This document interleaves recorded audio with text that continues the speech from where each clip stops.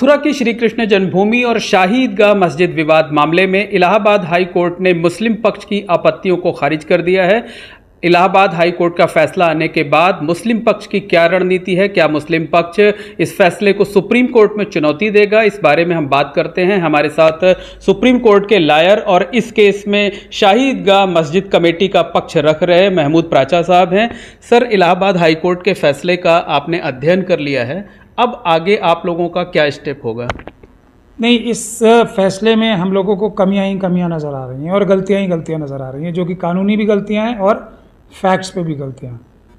और 7/11 की जो दरख्वास्त लगाई जाती है वो इसलिए लगाई जाती है कि इस केस में इतना भी दम नहीं कि इसको आगे चलाया जाए। और हम ये समझते हैं कि जो हमने मुद्दे उठाए थे वो काफ़ी मजबूत और पुख्ता थे। किसी एक आम आदमी की भी समझ में आ सकते हैं कि 53 साल बाद जो कोर्ट का फैसला हो चुका है और दोनों पार्टीज़ की रजामंदी से हो चुका है, उसको दोबारा खोला नहीं जा सकता, लिमिटेशन एक्ट लगता है।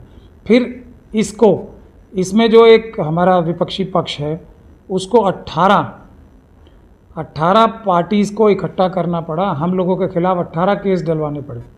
तो इससे भी आप समझ सकते हैं कि किसी एक आदमी से या 2 लोगों से या 3 लोगों से उस केस में ताकत आती नज़र नहीं आ रही है हमारे विपक्षी पक्ष को, जैसे कि अयोध्या में और काशी विश्वनाथ में नज़र आ रही थी उन्हें। मथुरा ईदगाह जामा मस्जिद का केस में वो कॉन्फिडेंट नहीं लग रहा है, इसलिए 18 पार्टियां खड़ी करनी पड़ी उन्हें। तीसरी बात एक ये भी है, प्लेसेस ऑफ वर्शिप एक्ट का भी सीधा केस है ये। उसको जब मस्जिद माना ही जा रहा है और वो 1991 से पहले, 1947 से पहले सब लोग मान रहे हैं वहाँ मस्जिद थी, तो उसके लिए तो कानूनी रुकावट है। खैर, इसीलिए मैं बोल रहा हूँ कि ये जो जजमेंट पास की गई है इसमें खामियां ही खामियां हैं। ये एक अच्छी बात है और हमें तो इस बात से खुशी भी है कि जो इलाहाबाद हाई कोर्ट में है ये सबसे तीव्र गति से चलने वाला एक सिविल केस या सूट चल रहा है। इससे तेज़ गति से मुझे नहीं लगता कि रीसेंट हिस्ट्री में कोई केस चला होगा। और वो तब के जबकि ये जज साहब जो हैं उनके ऊपर इतना काम का बोझ है, इनके पास 100 से भी ज़्यादा मुकदमे रोज़ लगते हैं, लेकिन फिर भी इस केस के लिए वो आउट ऑफ द वे जाके टाइम निकाल पा रहे हैं, तो हम उसका धन्यवाद भी करना चाहते हैं उनका। और इससे पहले भी उन्होंने एक कमीशन बनाने के लिए ऑर्डर किया था और फिर हम लोग सुप्रीम कोर्ट गए थे और सुप्रीम कोर्ट ने उस आदेश पर रोक लगाई थी। और अभी ये फैसला भी आया है। हमारा ये मानना है ये पूरी तरीके से गैर कानूनी फैसला है।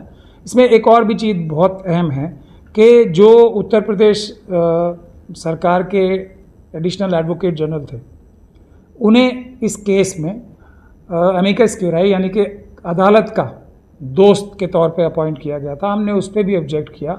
उसकी बुनियादी 2 वजह थी कि जब 2 पक्षों में कोई भी जो सिविल केस चलता है, जिसको टाइटल सूट होता है या ज़मीन का सूट होता है, उसमें अमिकस क्यूराई की ज़रूरत नहीं होती। इसमें कौन सा, दोनों पक्ष के वकील मेरे ख्याल से विद्वान ही होते हैं।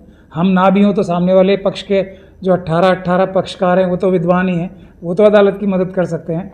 तो इसलिए भी, और दूसरी वजह ये थी कि उसके जो प्रदेश के मुख्यमंत्री हैं, उन्होंने तो अदालत में एक मुकदमा चल रहा है और उन्होंने तो अपना फैसला ही सुना दिया कि ये एक तरीके से उन्होंने ऐलान कर दिया कि ये जो है वो उन्हीं के पक्ष में फैसला होगा, एक ख़ास पक्ष के, और उन्हीं का advocate general, additional advocate general अगर अमिकस क्यूराई कोर्ट का दोस्त बनाया जाएगा तो वो बुनियादी तौर पे गलत बात है। तो हमने उस पर भी ऑब्जेक्शन की। तो जज साहब ने वो माना या नहीं माना अभी तक उसको क्लियर नहीं किया, लेकिन हम उसके लिए भी सुप्रीम कोर्ट जाएंगे अगर किसी भी तरह से कोई कोशिश की गई सरकारी व्यक्ति को अमिकस क्यूराई बनाने की या कोई भी अमिकस क्यूराई बनाने की, खासतौर पे उत्तर प्रदेश सरकार से, चीफ मिनिस्टर साहब से कनेक्टेड किसी भी व्यक्ति को अगर इसमें अमिकस क्यूराई बनाने की कोशिश की गई तो वो पूरी तरीके से गैर कानूनी और अनैतिक होगा। सर, फैसला तो अब आ चुका है 7/11 पर, जो है वो फैसला आपके खिलाफ किया है, आपने फैसले का अध्ययन भी कर लिया है, आगे की रणनीति क्या है?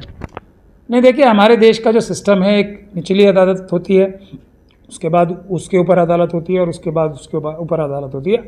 बहुत सारे केसों में और बहुत ज़्यादा केसेस में जब ऊपर की अदालत नीचे की अदालत के फैसलों को गलत पाती है तो लिखती है ये व्यवस्था ये कानून के हिसाब से नहीं था। तो ऐसा तो एक बहुत आम बात है। तो इसमें कोई, सबसे पहले ही मैंने आपको ये बता दिया कि जो हमारा विपक्षी पक्ष है उसको 18 लोग खड़े करने पड़े हैं हम एक पक्ष के सामने। तो ये केस बाकी केसों की तरह इतना आसान होने नहीं वाला है, और हो सकता है कि उन्होंने किसी खास वजह से ये किए हों, लेकिन उनकी वजह सही है, ये केस इतना आसान नहीं साबित होने वाला उनको, ये हम आपको बता देना चाहते हैं। तो सुप्रीम कोर्ट जाएंगे आप लोग? इलाहाबाद हाई कोर्ट के फैसले को चुनौती देंगे? ये फैसला बिल्कुल कानूनी रूप से हमारे हिसाब से गलत है, और इसको सेटिसाइड होना चाहिए, और इसको सेटिसाइड कराने के लिए, इसको ख़त्म कराने के लिए, शून्य कराने के लिए हम सुप्रीम कोर्ट ज़रूर जाएँ। आप लोगों ने इस पूरे मामले में कई महीने तक जो है वो दलीलें पेश की थी। आप थे, तस्नीम अहमदी थी, और भी लोग थे जो है वो उसके, और हर एक्ट का आप लोगों ने 4 से 5 जो एक्ट का हवाला दिया, लेकिन कोर्ट ने उसे नहीं माना है। तो अब नया क्या पॉइंट है, नई कौन सी दलील होगी जिसके आधार पर आपको लगता है कि सुप्रीम कोर्ट इस फैसले को सेटिसाइड कर देगा?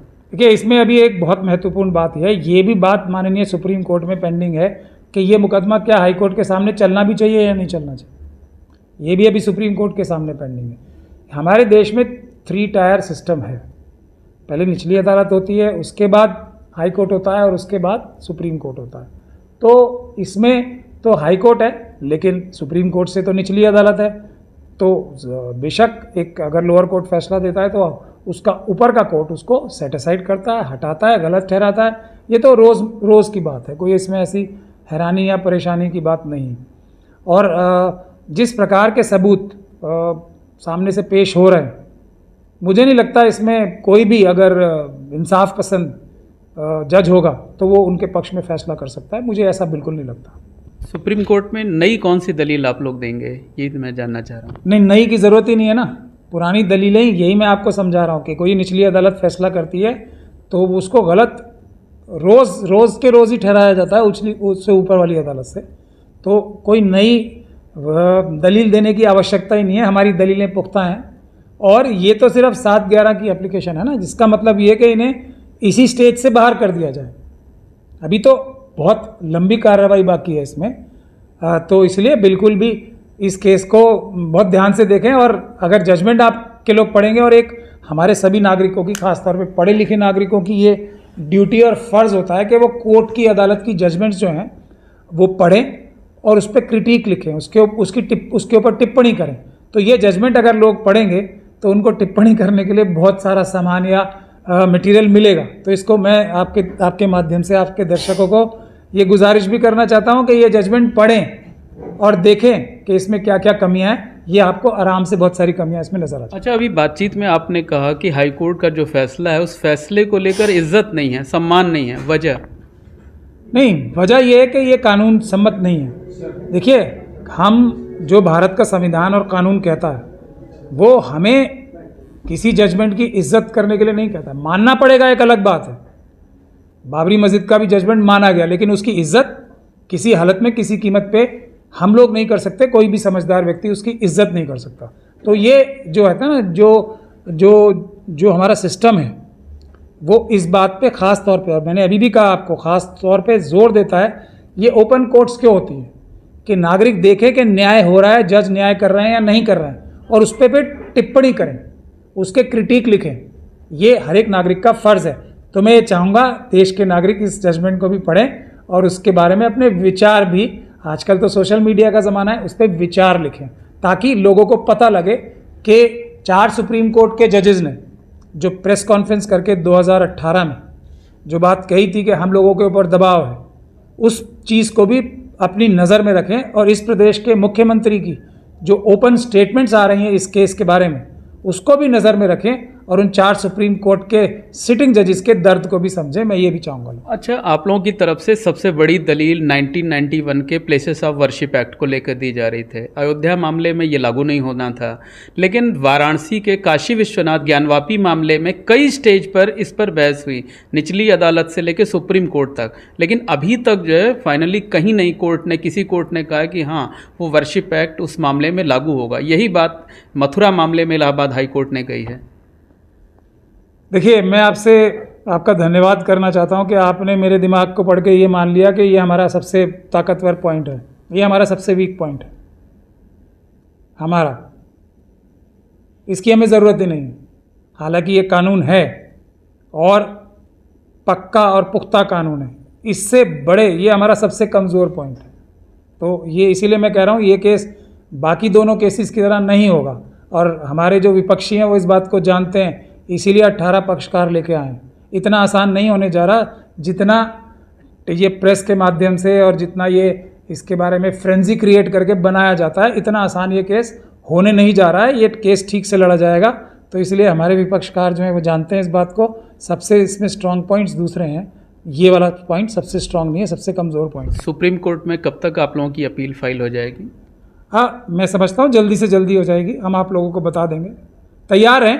ये लैंडमार्क केस होने जा रहा है, चाहे कुछ भी हो जाए, इसमें ऐसे नहीं होने जा रहा जो पहले हुआ। अच्छा, एक लास्ट क्वेश्चन ये है कि हिंदू पक्ष ने ये कहा है कि वो सुप्रीम कोर्ट में कैविएट फाइल कर रहे हैं। दूसरी बात उन्होंने ये कही है कि सुप्रीम कोर्ट ने जो एडवोकेट कमीशन के सर्वे पर रोक लगाई थी उस मामले को भी वो सुप्रीम कोर्ट में अब जो है वो अपील करेंगे कि उससे रोक हटाई जाए। पता नहीं वो अपने आप को कौन सा पक्ष कह रहे हैं। हम तो एक जो ईदगाह, शाही ईदगाह मथुरा मस्जिद है, उसका पक्षकार कह रहे हैं। मैं तो उसका वकील हूँ। अब वो किसी खास धर्म विशेष के पक्षकार हैं तो ये आप उन्हीं से पूछिए।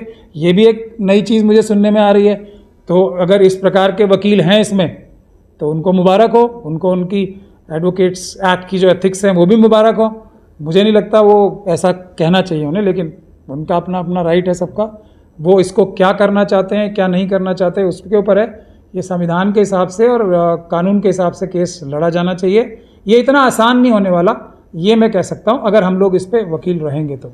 हाँ, हमें हटाने की बहुत कोशिश हो रही है और इसमें इसीलिए मैंने आपको पहले भी बताया कि जो ऐसे व्यक्ति भी इसमें एक पक्षकार हैं जो कि जिनके बारे में 17-18 मुकदमे हैं और वो हिस्ट्री शीटर भी हैं, उनके ऊपर मर्डर का भी केस है, रेप का भी केस है, सब केस है।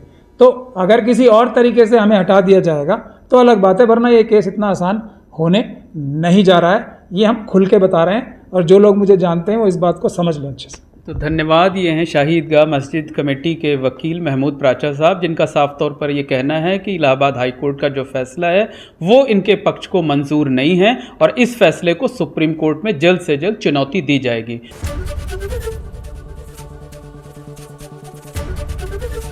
एबीपी गंगा, खबर आपकी, जुबान आपकी।